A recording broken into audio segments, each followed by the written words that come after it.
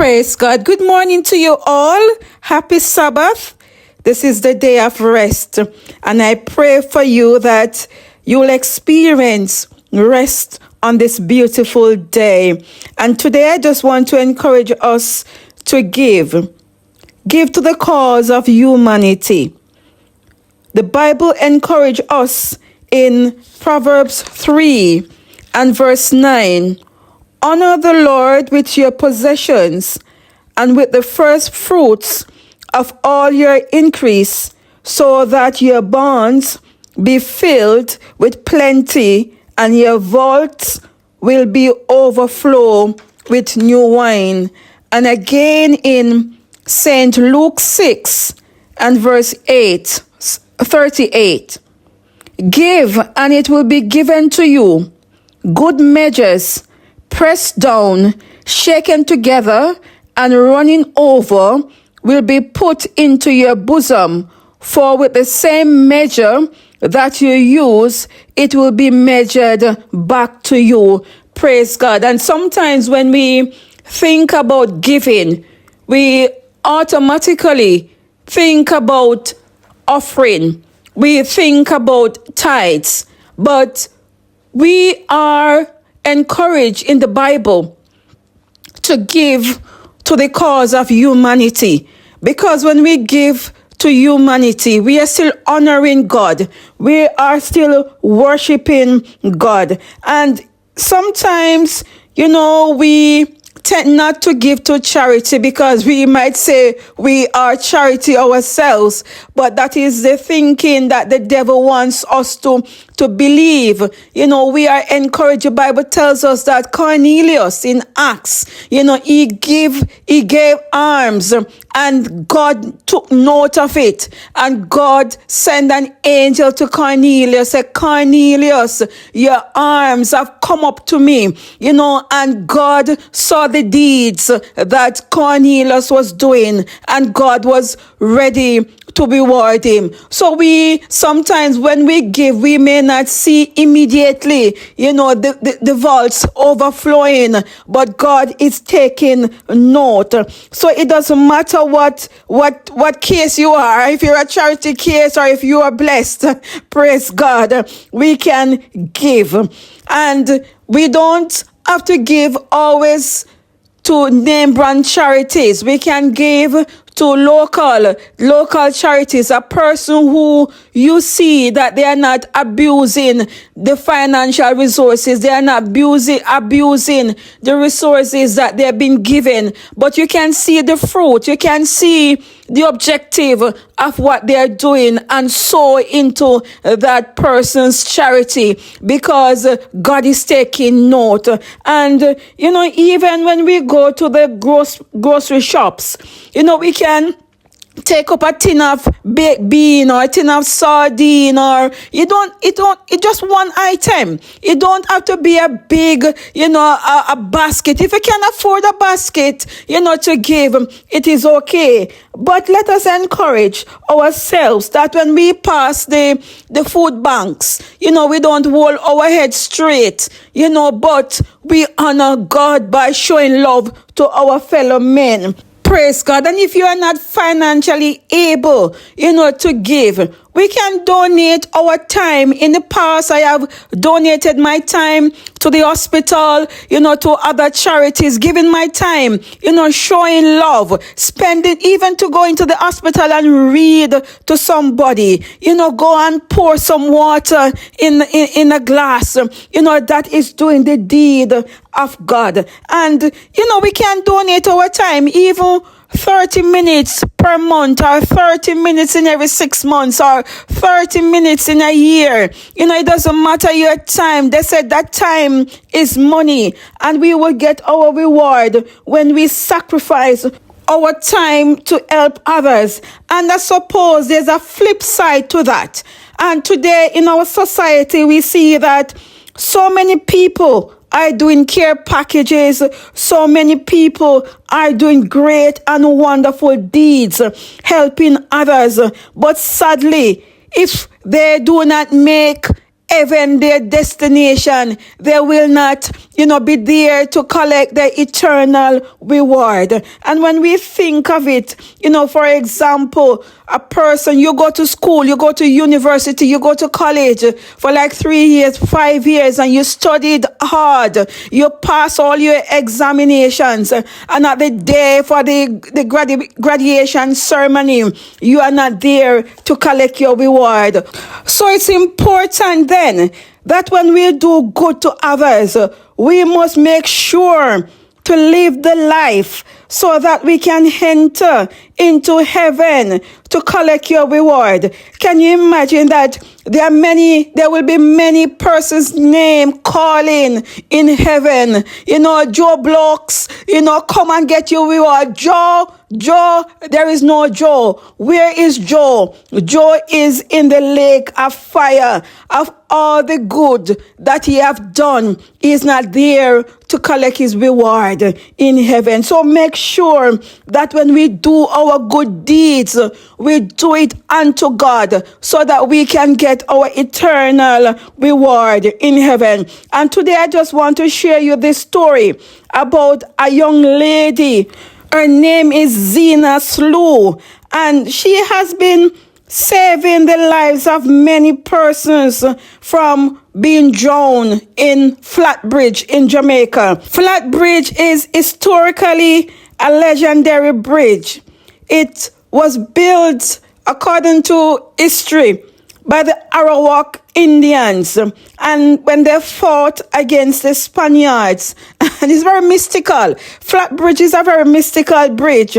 There's stories of mermaid. There's haunted by the spirit of the Arawaks Indian. There's so much, and the government has spent billions building up barricades and barriers, and the water would come and just wash it away. And so many persons, bus going over Flatbridge, trucks going over Flatbridge, cars, persons lost their life. It is full of mystery. And I want you to listen to the end of this interview. It is very interesting. That is not every death is natural. Some deaths are full of mystery. However, the main points of this story I want to emphasize that we should be encouraged to help others, help humanity. When we worship God by loving others and helping others, and that we must pray for ourselves against untimely death. Have a great day. God bless you. Zena Slew has been saving the lives of many from drowning at the infamous and feared Flatbridge, and she's here with us today on the Alric Show. Zena, hey, how are you? Thanks for having me here. You good? I'm good. You are famous on this island for saving lives at the Flatbridge. How do you feel about that? I feel good about it. Yeah. Because let me say it's finally somebody's being recognized around there. Yeah. Finally, Oh. Because there's many of us from the same community have saved persons over the years, but nobody has ever got recognized. Made recognized. Well, why do you continue to do the life-saving thing? Well, it's just an act of kindness. Acts of kindness. Yes. Mm-hmm. And it's like it's a quick act at the moment, because sometimes one particular time, I think when I was a child and I saw persons die out there, I used to say, no man, and somebody couldn't save them. But the fact that I'm there now and I'm all grown up, I say, I'm not going to be there and make that happen. What are some of the experiences you have heard about, even while growing up at the Flatbridge, with accidents? A lot. There was an incident one time, I think I was around 8, where a bus was coming from Brownstone. And the driver of the bus overtake to go across, as he was about to go across the bridge, and the bus went into the river. And a lot of persons lost their life that day, a lot. Whoa! And where you were at, you could literally hear screams, and before it would probably go under?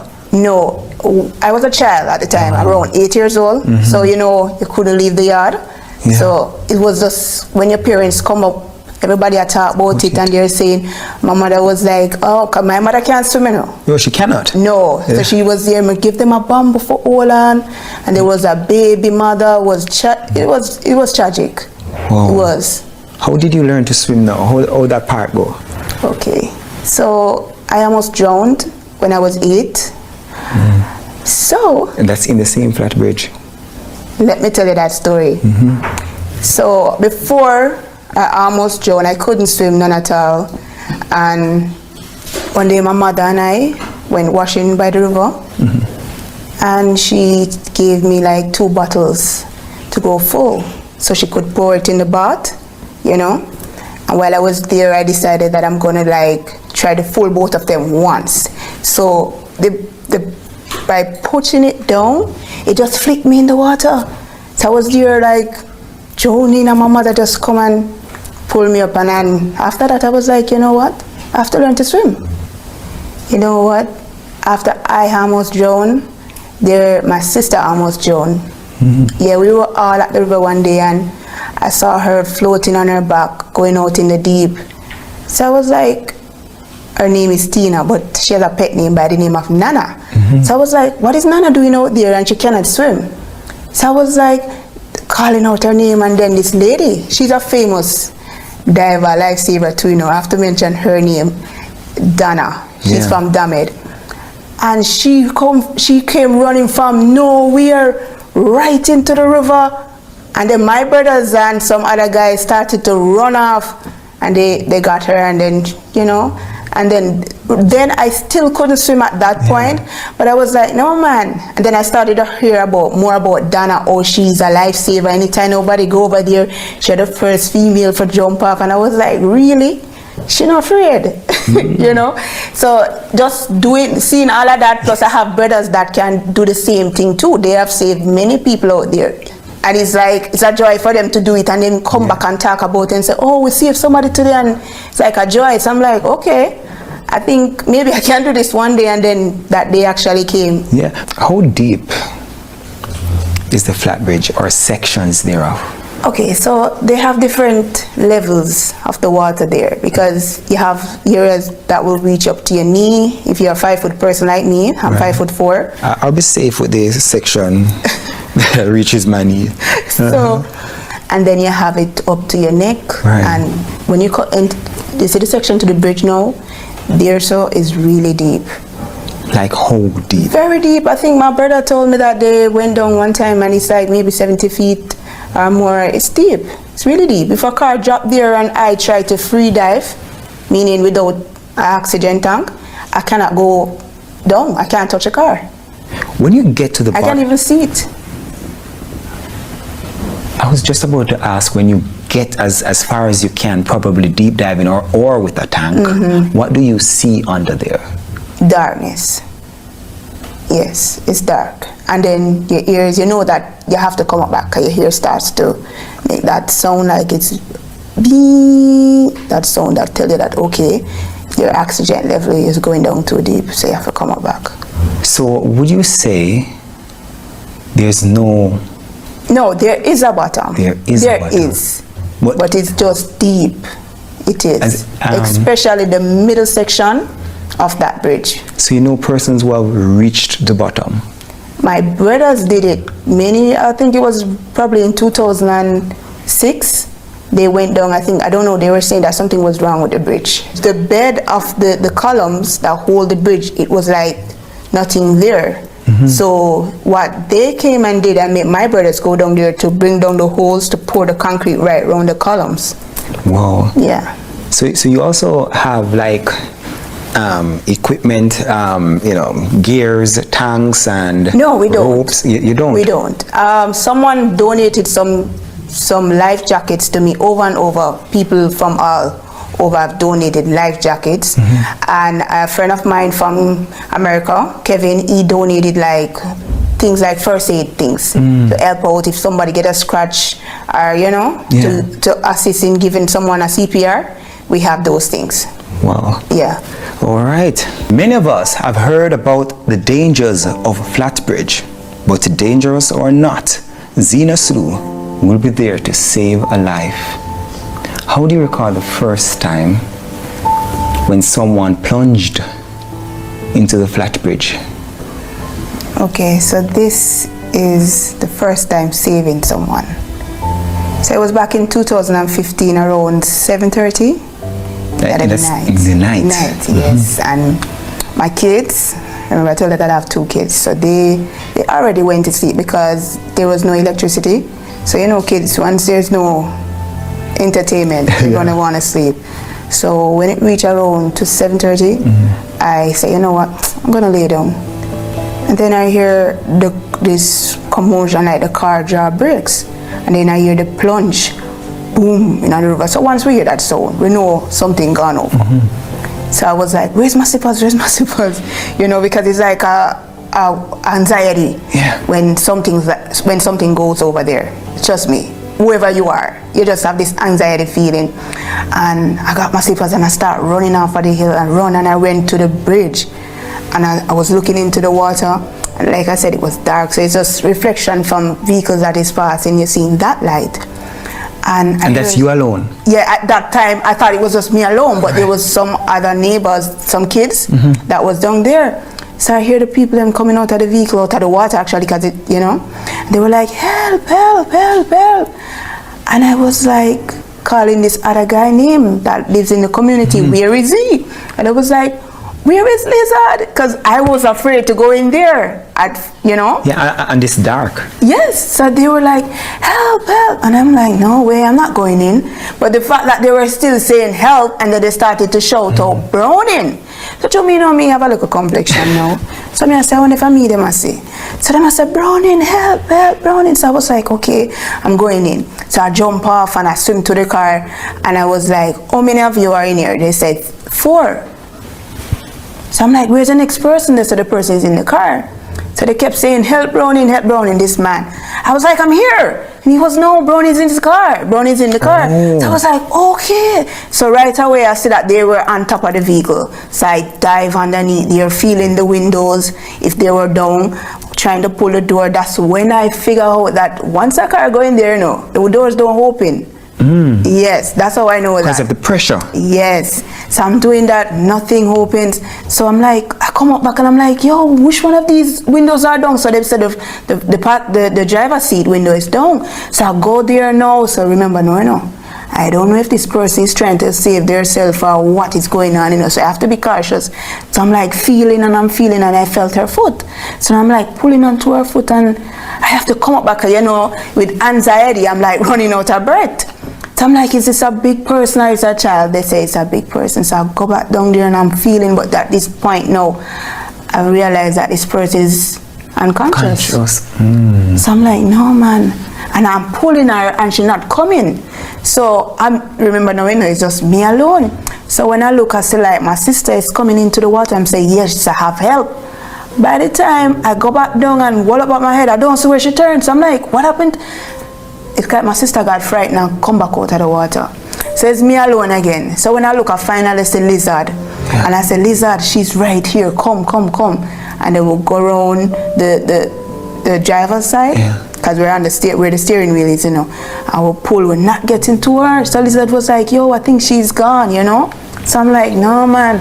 So we'll come up back, and then the lady was, you know, going off. She wants to come out of the water. So we'll swim out with she. And then I was like, you know what? I feel like I can take out this lady, you know. So I went back. So when I went back, I go on the passenger side now. And at this point now I saw that her head was against the window. Yeah, so I come up and I was like, she's right here. So me and this guy from Ken Village, this is a community not too far from Flatbridge, and me and him swim out with her.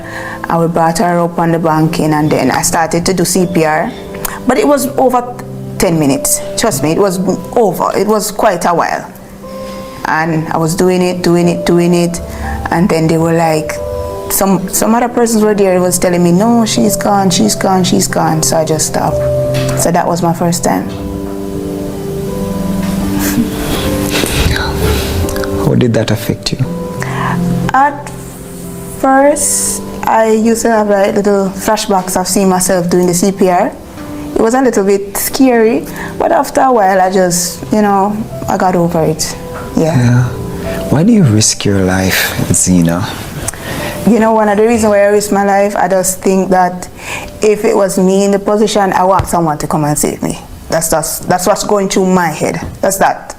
If it was me, I want someone to come and save me. When you hear the cry for help, do you stop to think it through? What happened? What goes off in your mind? Like I said, when I heard they're calling for help, I was like, my anxiety was up. So I'm like scared, but I want to help. What do you think would help you along the way, should any accident happen at the flat bridge? I think what would really help is if we had a station. Like, for example, because all of us out there that helps to save somebody, we work. We can't be there every day, So people would say, some of the guys then will make their talk and say, we can't do this every day because this ain't paying us. So we have to work. So sometimes somebody will go over there and they will really lose their life because we call ourselves the divers. None of the divers are there, So it's like what we wanted, it was like to have a station there and a person will always be on location. Always. In case anything, somebody's there to assist. You have heard the stories. Are these stories real? Or what is real and what is not real about the flat bridge? Okay, let me see. So I know the stories that you guys may hear. And hear the mermaid out there. And hear about Duppy. What else? Oh, the haunted. We hear about a golden table that comes up. We hear about golden table. Oh my God. All right. So the whole mermaid thing, I personally have not seen one. Never did. But I have dreamed of them living out there. Yeah. It's weird. You tell people that, people will be like, what are you talking about? But yeah, and it's not like it's just me alone. It's like the whole family of us. What's that dream like? All right, the dream is like this. You just know it's them. Because when they come to you, it's like in your inner spirit, it's telling you that you're talking to a mermaid. The way they carry themselves, the way especially where they are. I once dreamed, I don't know if the show can take this, I once dreamed that I was looking into a well. And when I was under the water? Yeah, I was looking into a well. And I was looking at this beautiful woman. And at first I was like, what is she doing down there? And then it come to me and it's a mermaid. And then when I told my mother that dream and where the location where I was, my mother said she had the same dream. Something just like that. And she's like telling me, that's where they live and stuff like that. I don't know, but that's what she said. Her name alone is interesting, filled with drama after drama. You've been saving lives. What has been the most recent one? Wow. Good question. So the most recent one was last year. I had some goats. So, I normally take them by the river so that they can have grass. And so my back was turned and I was up to the hill. So when I hear this scraping on the road, my mother just left and went down there. So I was a little bit, concerned if it was something on the side of the road. It sounded like something happened. It wasn't that plunge sound, and I don't know, maybe because I was on the phone, I wasn't too focused at the background sound. But when I turned around and I was like, what was that? I saw this car in the river. So I was like, what? So I don't even remember saying anything else to the person I was on the phone with. That I was like, a car gone in the river, and I just started to run. I don't remember the goats either. I don't have business with the goat again. So when I swim out there now, I start swimming around the car and feeling the windows was up. So I was like, what the hell? So I started to shout out, I need a hammer, because nothing, no doors not up, opening, the windows are up. Here comes my sister, Cassandra Slew. Come in. So my mother says the windows are up. So she turned back. So the attic that we got, it was also donated by her consular at what's her name again? Natalie? I don't know. I think it's Natalie. With her foundation. Yes. So she went back for the hatchet, and here she comes with the hatchet. And we started to pull him out and we hug him up and something, and he was just crying. And that was just an emotional moment for all of us, you know. And he was like emotional and saying he can't bother, and he can't bother. So this was my question to him: did you do this? And he said yes. So with saying that, we just started to hug him up and tell him that it's not your time.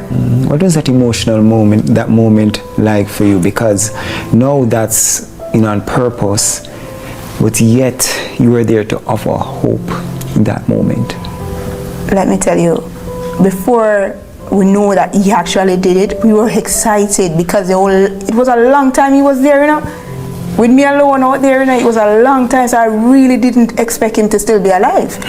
So when I realized that he was alive, I was so happy. I was like screaming, and there were so many people out there videoing, and so everybody was like clapping like they were, Yeah. And then when he told me that he actually, drove his car over there, I didn't bash him.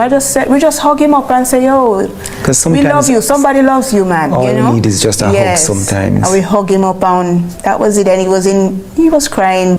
What do you have to say, generally about life at the Flatbridge and the support that you would like, your friends would like, your family would like to continue to save lives? So what I would like people for us out there that is doing this to be more recognized. We have never been awarded, that's the one, by the government. Right. Yes, we have never been. I would like persons that we have saved to come back as well and to give us their gratitude. Yes. Because we have saved so many and we don't see them back. So we wonder what happened. Are they afraid to come back there? Are they shy? It's because they don't have anything to give us. But you can come back and say thanks. We'll take that, Yes. And not only that, if anybody, anywhere, you want to donate anything, just like I was saying, cutting tools to cut the seat belt, the hammer that can mash the glass, life jacket, the thing that you can throw out, I think it's called a boak. Okay. Anything like that, you want to donate to us. Yeah. Beautiful story. Great experience as well. What's your conclusion though? Flatbridge, haunted or not haunted? The fact that I've lived there for so many years, it's haunted. And I should have shared that story with you, the fact that reason why I say it's haunted. I don't know if you want to hear. Sure. Okay, so it's back in 2004, a car went over there with a man, his wife, a little baby like around 3 years old, an elderly person like his father and his mother, 5 of them. One entire family. A whole family. And when we hear it, I think I was getting my hair done by a cousin-in-law, and they call us and say, car gone over the river. So it's like I said, it's something that is like excitement. When something goes over there, everybody wants to be on location. And we reach and locate. By the time I got there, the car, the guys that on the scene, pulled the car to the banking. And I saw this little baby, the mother and the father, and there was this man. And everybody was out of the car, and I was like, whoa, everybody's safe. And there was this guy, the guy that was the driver, the young guy that he looks like about 27 so. He was lying on his back, and he had his hand over his face, and his mother was like going like she's going to give him CPR. And I was like, no, mommy, he's breathing. So everybody was like backed off and just watching him lie there. So in my mind now, I'm thinking he's probably tired, Or shock. When I look, I see this young man turn over on his stomach. Just because he was on his back. He turned over on his stomach and just start crawling back into the river. Going back ways into the river. That guy crawling back into the water? Crawling back into the water. So his mother started to get crazy. She was like, oh my God, hold him. There was like, oh, left him, yes, him one, get himself. So I'm like, oh no, hold him, man. Because I'm a little bit excited. I mean, like, he was back into the water, going back into the water. That's like some possession. Yes. So he was all clothed. Had on him shoes and everything, It's by the time them for hold him, for control him, he was only in his underpants and 1 foot of socks. Yeah. He got boisterous? The whole time, let me tell you this part, his eyes was closed. Yeah. His eyes was closed the whole time. His eyes wasn't open. So he was like fighting them off and all that? Yes, he wasn't fighting them. He just wanted to go into the water. So they had to take out his belt out of his pants and tie up his hands. And somebody get another belt, tie up his foot. He said, fight. He was only in his underpants and his shoes. And then a soldier van was passing and they got a rope and tie him up. You know the soldier, them know if they tie them one way. Tie him up and then put him in the van and away they went with him. I saw him back like 3 days later. He came back because the car went over. My brothers had his documents and so he come to pick it up. I guess when the wrecker took out the car and so, they realized that his documents weren't in the car. So somebody must have said, maybe somebody by Flatbridge probably has it. Yes, and he came to pick it up. And I remember coming from school and I saw him and I was like, hey, how are you? You know, and he was like, I'm fine. And, you know, so I said, you remember anything? And he was like, no. He said the only thing he remember was like coming from, I think they were coming from Wochi and coming through the gorge. He don't remember going over the bridge and nothing like that. Yeah. Wow, that's interesting. Very. That was when I realized that some accident that do happen there is not always an accident. It's like some force or something, you know, because the fact that everybody was good. They came out and he was just going back and it's like he was possessed. So whatever that force was, that force needed someone. Yeah. And the fact that he came back to realization when he went to the hospital, because they took him straight to the hospital. So it had to be something. Yeah, because when I asked him if he remember anything, he said no. He only realized that he was in the hospital, and you know, knowing that, I can just imagine he waking up and like, what am I doing here? You know? That bruise, his face was bruised because where the car dropped, you know, we had to like bring him up to this wall. So it's like a lot of manpower to put him up on the road back again so they could put him in the van. Yeah, he was like bruised to his face and elbows and stuff like that just because of the rustling that they had to be rustling with him just to get him from not going back to the water.